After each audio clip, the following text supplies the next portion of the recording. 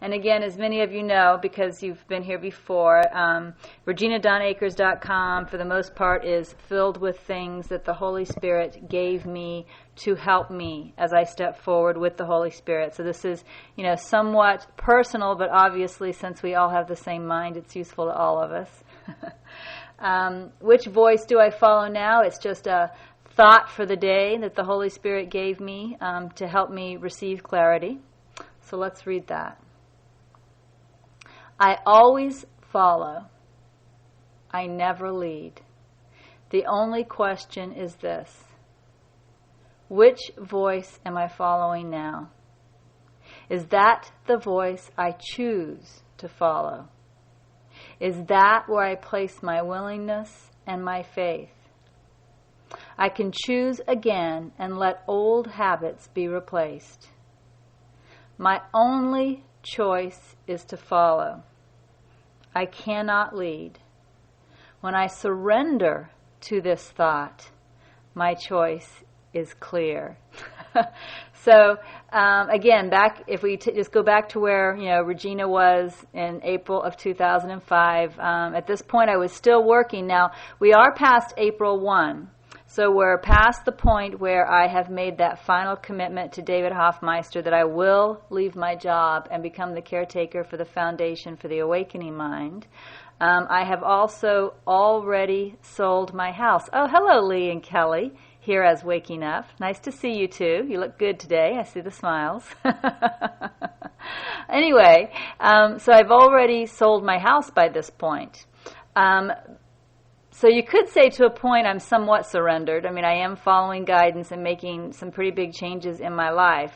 But for the most part, to be honest, the thought that I am an independent person who makes my own decisions, all of that thought is still very much intact. I really see myself as an independent and even a strong person, someone who is able to, make good decisions for myself.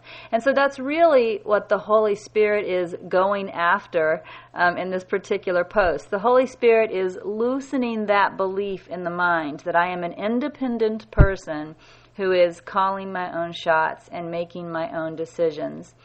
And in fact, I was in a leadership role, so it was kind of, as you can see, it was kind of a nice approach for the Holy Spirit to start by teaching me that I didn't lead, that I never lead, that leading, in fact, is impossible for me, and started right off by telling me that I always follow, and I now accept this as pure fact. But at that time I did not. So this is really the Holy Spirit beginning to teach me that I always follow. And of course, that which I follow is the thoughts in my mind. We often talk about the script of the world.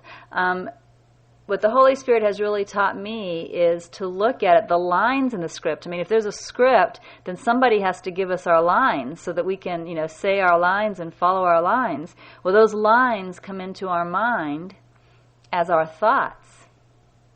So the script is coming into my mind through my thoughts, and all I'm doing is following the thoughts. And we're all very aware there isn't anything ever that we do that does not follow a thought.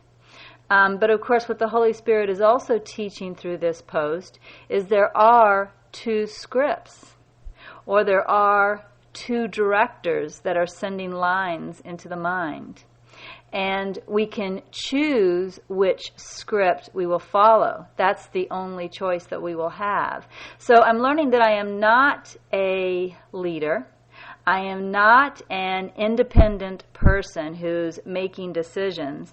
All I'm doing is following a script. The script is being fed into my mind as thoughts, but I actually have a choice because there are two different sets of thoughts or two different scripts or two different directors to choose from. So again, I always follow, I never lead. That was a point that I really got that day. And so the only question is this: which voice am I following now? Is that the voice I choose to follow? So after I discover which voice I'm following now, I really get to ask, is that the one I choose to follow? Or am I unconsciously following the voice that I don't really want to follow? Am I making a conscious choice for the Holy Spirit, but then unconsciously believing those lines that the ego is feeding into my mind? Believing that so-and-so over there is disrespecting me, and that is totally uncalled for, and blah, blah, blah. Everything else that the ego feeds into the mind. So am I blindly following the ego script, or am I consciously following the Holy Spirit script? Which voice am I following now? Is that the voice I choose to follow? Is that where I place my willingness and my faith? And in fact, this is a line that later, when I did the Holy Spirit's interpretation of Matthew, this shows up again in the Holy Spirit's interpretation of Matthew, because the Holy Spirit made it very clear throughout Matthew that, the job that we have to do, again, is sort through our thoughts, or, as we could use the language we're using now, choose between the two scripts in the mind. And that really what we need to learn to do is to look at every single thought and ask, is this a thought I'm willing to put my faith in? So when I see that so-and-so over there has disrespected me, is this a thought I'm willing to put my faith in? Is this what I want to believe? Is this how I want to perceive? Is this the experience I want to continue to have? Is this making me happy? Do I feel good with this thought? And if not, then I really need to let the thought go. Now, I mentioned that where this question came from was another lesson, a different lesson that Holy Spirit was trying to teach me that I could not accept. So let me just go back and talk about that a little bit.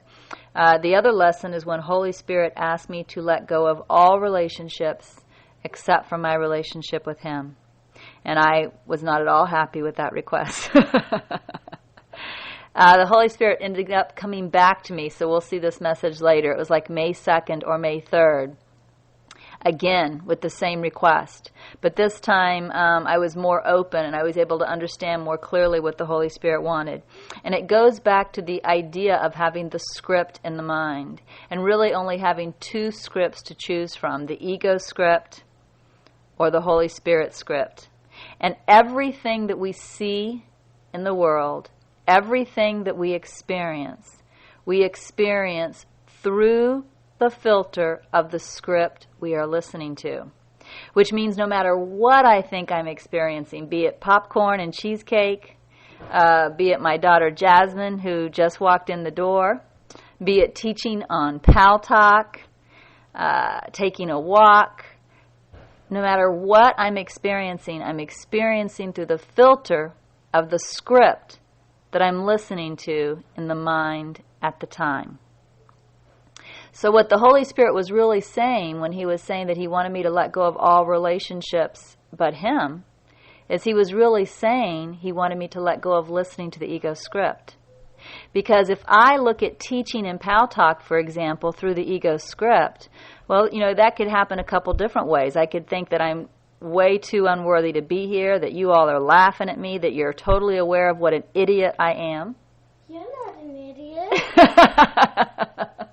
And that would be my experience the whole time I'm teaching. Or I could swing the opposite way, and I could think I'm the greatest thing since sliced bread.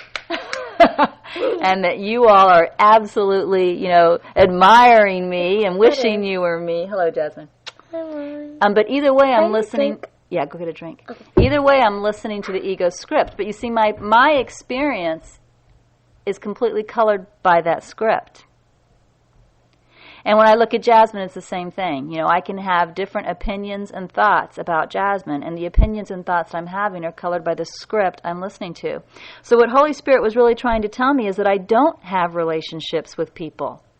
I don't even have a relationship, with the experience of talking in Pal Talk, or a relationship with a sunny day, or a relationship with anything.